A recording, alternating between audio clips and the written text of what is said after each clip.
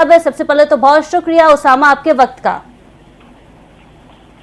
जी बहुत शुक्रिया। इस वक्त इस्लामाबाद में जो मौलाना फजल रहमान की रिहाइशगाह है वो इस वक्त सियासत का जो है वो मरकज बन चुकी है। जैसे आपने पहले कहा कि मौलाना फजल रहमान की रिहाइशगाह पर इस वक्त जो है वो तमाम जो सियासी कायदीन है उनकी आमद का सिलसिला है वो जारी है। आज दिन में भी सुबह जो है वो हुकूमती रहनुमा पहुंचे थे और अब से कुछ देर कबल जो पाकिस्तान तहरीक इंसाफ का वफ्द है वो मौलाना फजल रहमान की रिहाइशगाह से वापस रवाना हुआ है। इस वक्त मौलाना फजल रहमान को मुकम्मल तौर पर जो है वो कायल करने की कोशिश की जा रही है। हुकूमत का ये मौक़िफ़ है कि मौलाना फजल रहमान इस आईनी तरमीम में उनका साथ दे, जबकि मौलाना फजल रहमान ने 2 दिन कबल जब वज़ीर-ए-आज़म शहबाज शरीफ ने मौलाना फजल रहमान से मुलाकात की थी तो उनको वाज़ेह कर दिया था कि वो किसी किस्म की इस तरह की आईनी तरमीम में जो जब तक वो उसका मसौदा नहीं देखेंगे हुकूमत का साथ नहीं दे सकते। जिसके बाद वज़ीर-ए-आज़म ने वज़ीर कानून आज़म नज़ीर तारड़ की ड्यूटी लगाई कि वो आईनी मसौदा मौलाना फजल रहमान को दे और उनको आईनी मसौदे पर ब्रीफिंग दे। गुज़िश्ता रात भी जो वज़ीर कानून है आज़म नज़ीर तारड़ रात गए मौलाना फजल रहमान के घर पहुंचे थे। उन्होंने तमाम तर सूरत-ए-हाल से मौलाना फजल रहमान को ब्रीफिंग दी। जिसके बाद मौलाना फजल रहमान ने अपनी जो कानूनी टीम है जिसमें सीनियर कानूनदान कामरान मुर्तज़ा और दीगर शामिल है उनसे मशवरा किया और कहा कि हम आपको आगाह करेंगे। उस मशवरे के बाद मौलाना फजल रहमान ने अपनी आईनी तरामीम से मुतल्लिक तजावीज़ तैयार की और कुछ ऐसे कवानीन है जो PDM के दौर हुकूमत में जब मौलाना फजल रहमान खुद इक़्तिदार में थे उनके साथ और वो बिल पार्लियामान में पेश किए थे मगर उस वक्त वज़ीर-ए-आज़म शहबाज शरीफ ने उन बिलों को मंजूर नहीं किया था।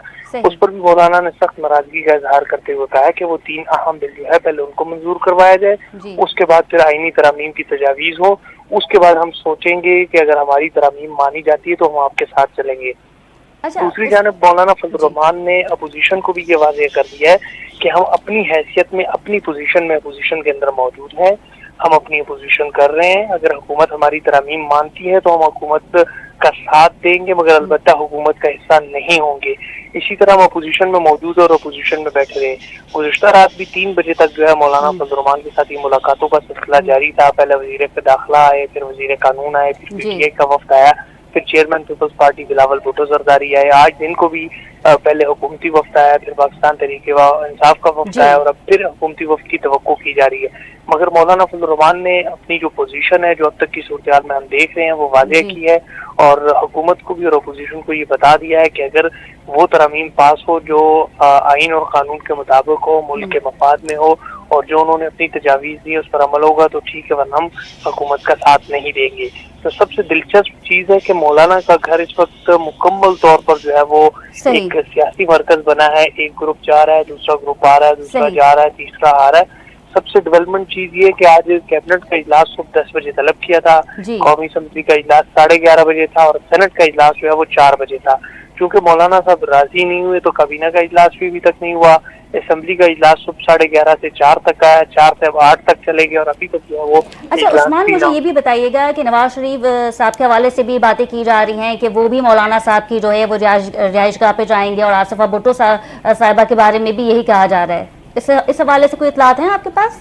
देखिए, मियां मोहम्मद नवाज शरीफ का तो अभी तक मौलाना फजल रहमान से या उनकी जमात से जो राब्ता है, हमारे जो जराए हैं वो बताते हैं कि नहीं हुआ और ना ही इस हवाले से कोई मुलाकात शेड्यूल है। क्योंकि मौलाना फजल रहमान ने डिप्टी वज़ीर-ए-आज़म इसहाक डार जो कुछ देर पहले होके गए उनको ये वाज़ेह कर दिया है कि अगर हमारे मुतालबात मानते तो हम आपके साथ बैठने के लिए तैयार है, वरना आपकी ये जो कोशिशें हैं वो फजूल है, वो वक्त का ज़िया है, आपका भी वक्त और हमारा भी। अगर आप जो आइन में जो तरमीम करने जा रहे हैं और ये सिर्फ एक आइन में तरमीम नहीं है, इसमें कई मामला ऐसे हैं जिनमें तरमीम हो रही है और मौलाना ने कहा है कि ये कोई इतना आसान बात नहीं है कि हम इसमें आपका साथ दें।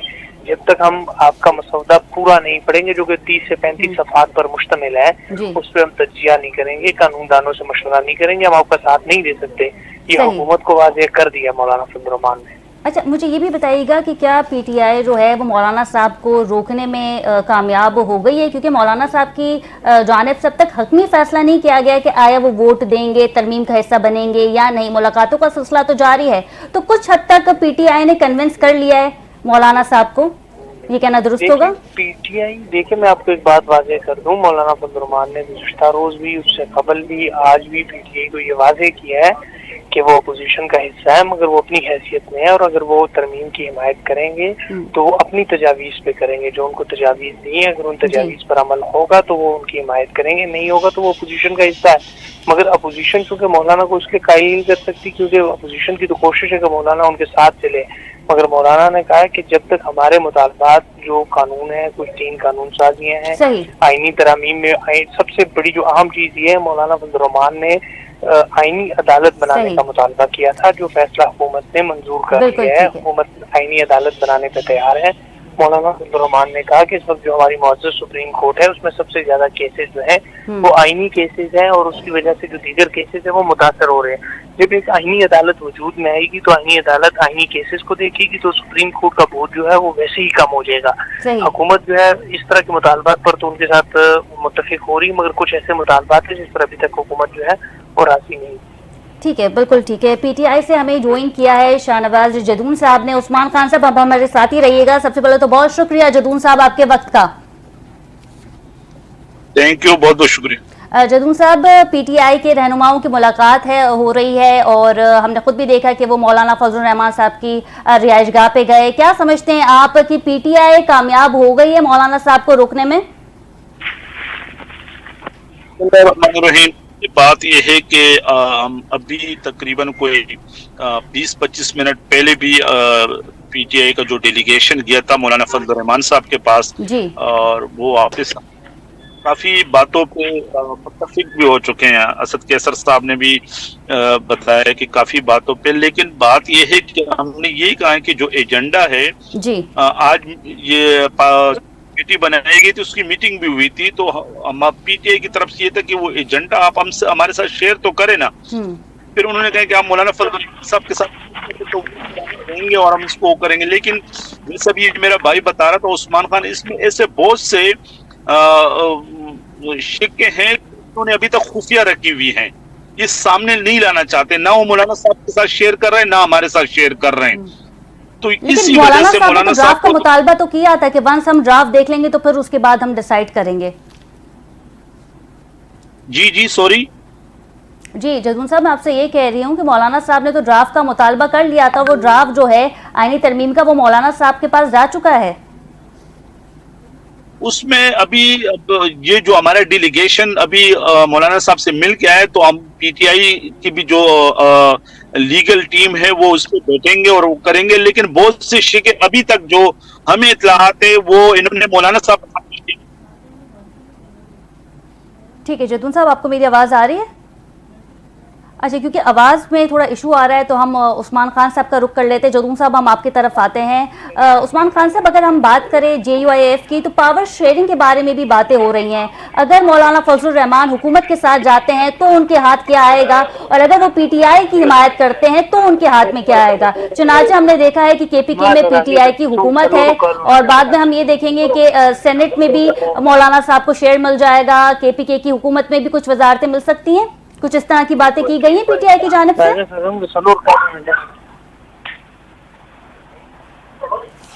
جی، آپ کو میری آواز آ رہی ہے عثمان خان صاحب؟ جی آپ کی آواز آ رہی ہے بالکل۔ سر میں سوال ریپیٹ کروں دوبارہ؟ جی آپ کی آواز بہت کٹ رہی ہے، کائنڈلی ریپیٹ کیجیے گا۔ جی، میں یہ آپ سے پوچھنا چاہ رہی تھی، کیونکہ آپ کل رات سے جو ہیں وہ مولانا صاحب کے ساتھ ہیں اور اس چیز کو فالو کر رہے ہیں کہ اگر ہم بات کریں پاور شیئرنگ کے حوالے سے تو یقیناً حکومت کی جانب سے مولانا صاحب کو وزارتوں کی بھی آفر کی گئی ہے، اور خصوصاً اگر ہم کے پی کے کی بات کریں جس میں مولانا صاحب کی نظر بھی تھی، تو کیا پی ٹی آئی کی جانب سے وزارتوں کے حوالے سے بھی بات چیت ہوئی ہے، سینٹ کے حوالے سے بھی بات چیت ہوئی ہے مولانا فضل الرحمان سے؟ کیونکہ پاور شیئرنگ کو تو ہم ڈینائی نہیں کر سکتے نا، اگر مولانا صاحب پی ٹی آئی کے ساتھ جاتے ہیں یا حکومت کی حمایت میں ووٹ کرتے ہیں تو کچھ نہ کچھ تو مولانا صاحب کو بھی ملے گا۔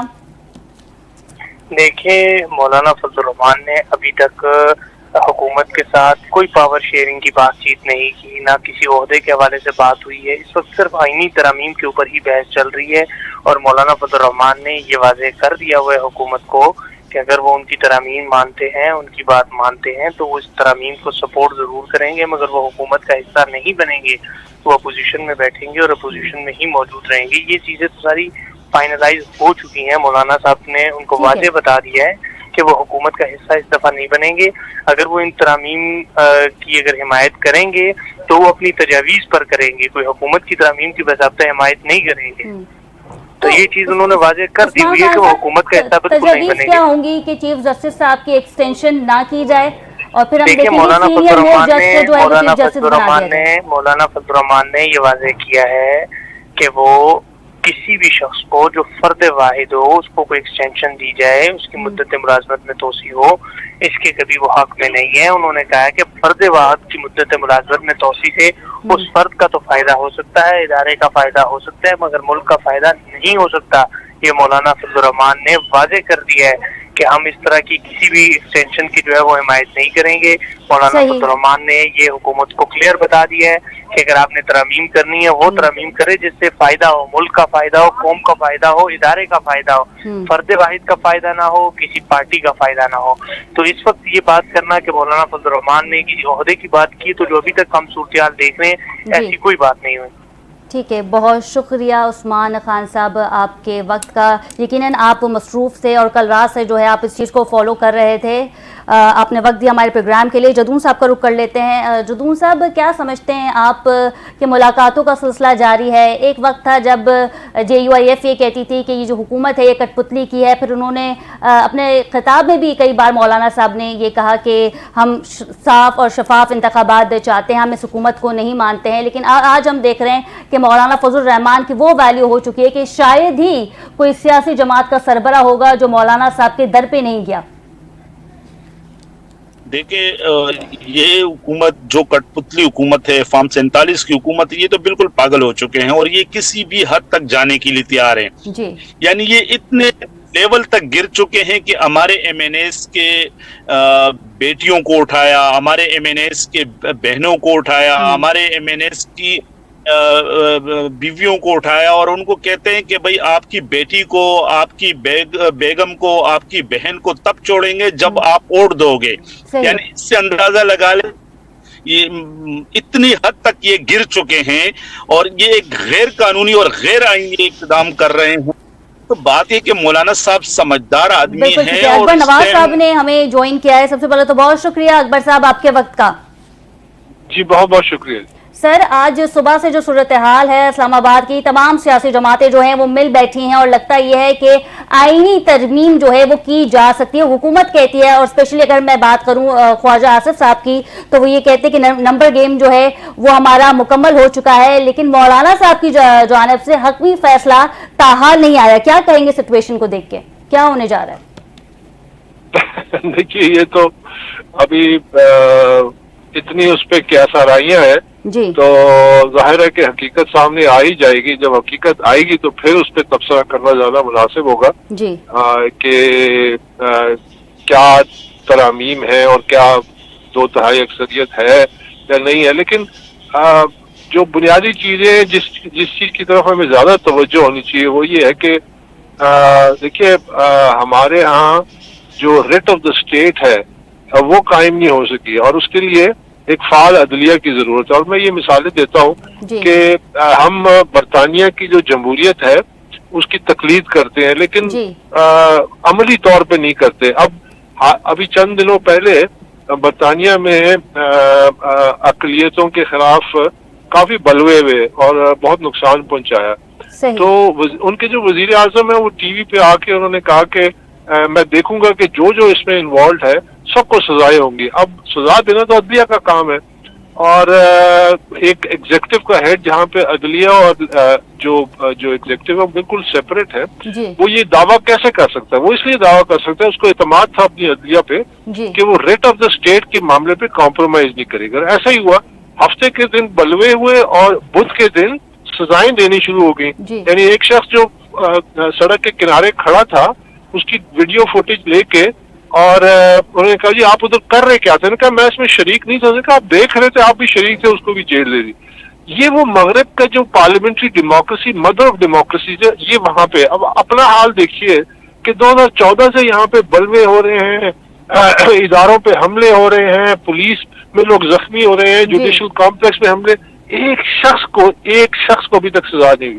تو عدلیہ میں بڑی بنیادی ریفارمز کی ضرورت ہے اور جب تک وہ ریفارم نہیں ہوں گی اور ایک فعال عدلیہ سامنے نہیں آئے گی تو ریٹ آف دا اسٹیٹ قائم نہیں ہو سکتی. تو آپ دیکھتے ہیں کہ یہ جو ریفارمز کی باتیں ہو رہی ہیں اس کا نتیجہ کیا نکلتا ہے تو پھر انشاءاللہ. اچھا اکبر صاحب، ذرائع سے کچھ ایسی اطلاعات بھی موصول ہو رہی ہیں کہ ووٹنگ کے لیے جو آزاد ارکان پی ٹی آئی کے انہیں بھی قائل کر لیا گیا ہے اور وہ بھی حکومت کے ساتھ کھڑے ہیں اور اپنا ووٹ کاسٹ کریں گے.